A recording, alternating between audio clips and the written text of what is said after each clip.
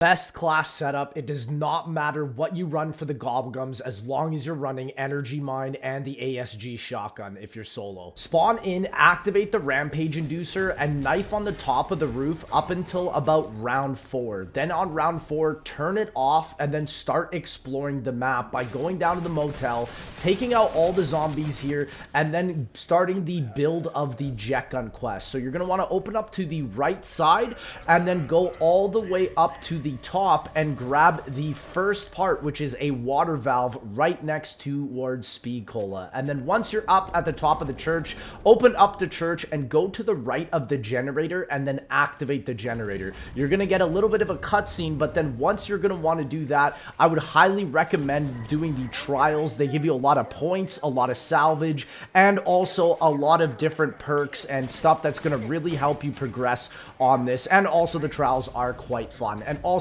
having a monkey bomb or something to distract the zombies, I'd really highly recommend alongside Juggernog for this next step, as you need to go towards the bowling alley, shoot this little pressure gauge box, and then you have to activate the valve and then start building it. And as you can see, you're vulnerable to zombies, so if you're in co-op, just protect whoever's doing this. In solo, I dropped my energy mine, I even managed to throw out a monkey bomb, and then once you do that, you are then able to pick up the gauge and then go to a crafting table, and you need to buy either a mangler cannon or a mutant injection, and then go to the right of spawn towards the radio house, use either the mangler cannon or the injection and run or shoot the gate to open it and start looking for the piles. And if you find this, then I'm sorry, but you're gonna have to find the jet gun wires. And then the last part, you need to go up to the cemetery next to the pack-a-punch and just wait and end the round. Once you end the round, a groundkeeper zombie will spawn in, shoot out the zombie. It doesn't matter even if it's a max ammo round, and he will drop a tool shed key. Now you're going to want to run over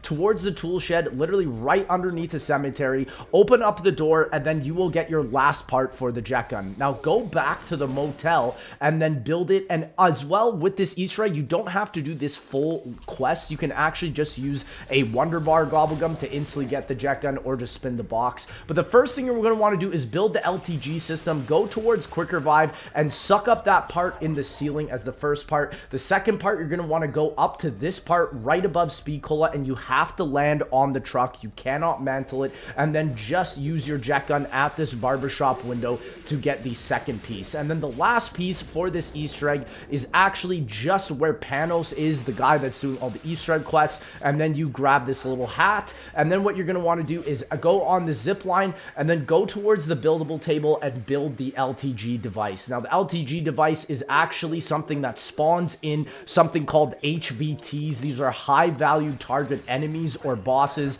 and what these bosses are is basically a way for you to fill up the canisters that were in the generator. So place it near the cemetery, protect the generator. If you fail, you have to go around. I recommend using the ASG shotgun or the jet gun as well. Just really time it, and you're gonna get a HVT. Now I repeat, do not kill this boss zombie. Bring him to a low enough health until he starts glowing purple, then go back to the generator, grab the canister, and then bring it over towards this trap. And what your whole plan is you need to lure the HVT once he starts glowing like this, and then activate the trap, and then lead him towards it, and then kill him inside the trap. You can wait for the trap to kill him, you can use the gun, as long as the canister is on the circle where the dark ether trap is, and the canister is there.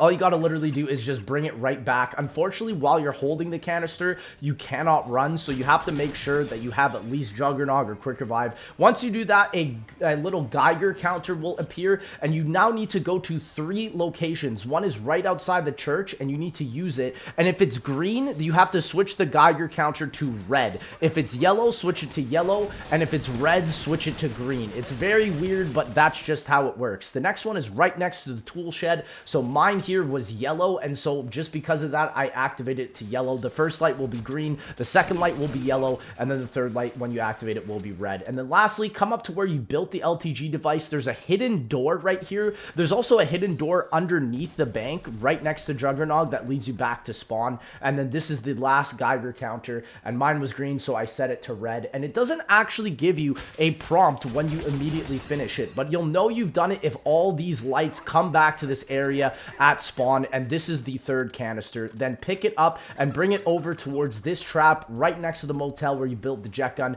and then go back to the cemetery, pick up the LTG device, and then go to the right of the spawn, or where the radio house was, and you should see the stormy cloud. And then yet again, protect this for about a minute. Make sure you're using the ASG shotgun for the bosses, and then the jet gun for the regular enemies, and then a abomination will spawn. So this is a little bit careful. You have to be a little bit worrisome. Wait until he actually opens his mouth. If you aren't shooting while his mouth is open, you're pretty much going to do no damage. And then again, wait until he gets purple, and then run towards the trap and activate it. And you have to make sure, like I said, that the canister is inside the circle that the boss is at. If it's at another circle, then it will not work. And so once he's in there, shoot him, and then the energy will go into the canister. And all you have to do is follow exactly where I went, back to the generator, and then you're pretty much ready for the boss fight of this map. It's not really a boss fight, it's more of a 3-phase lockdown, so I'd really recommend at least getting like a double pack-a-punch ASG depending on the round that you're on.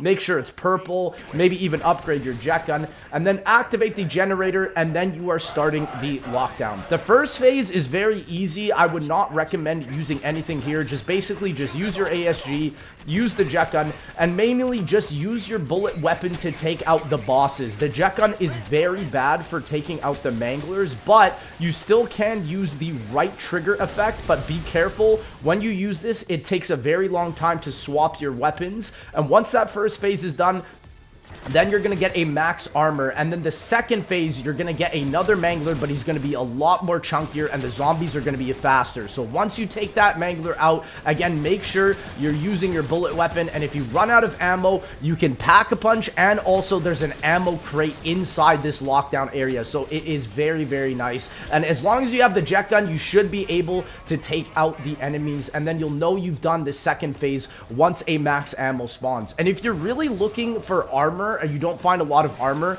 you can definitely find the dark ether crystals around this area that can give you armor or salvage and just make this a lot easier. I'd recommend for perks, Quicker Vibe, Juggernog, Speed Cola, and Stamina.